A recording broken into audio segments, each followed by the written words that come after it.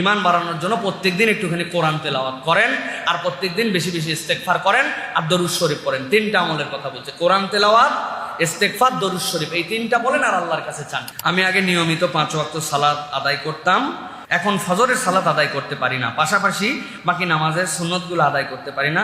আর ঈমান দুর্বল হয়ে গেছে, ঈমান শক্ত মজবুত করার জন্য কিছু আমল শিখে দিবেন, দয়া করে আমার জন্য দোয়া করবেন। প্রিয় ভাইয়েরা, প্রথম কথা হচ্ছে যে আপনি কেন করতে পারেন না এটা আপনাকে ফাইন্ড আউট করতে হবে। ভাই, আমি করতে পারি না, কারণ কি? আমার ঘুম ভাঙে না, দ্যাটস গুড।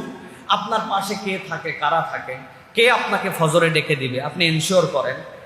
আমার বউ, আমার ওয়াইফ আমাকে বলছে মাঝে মাঝে তার ফজরের সময় বাচ্চা কাচ্চা অনেক, এইগুলারে দেখভাল করতে করতে রাত্রে খাওয়ায় রেডি, ঘুম ধরে যায়।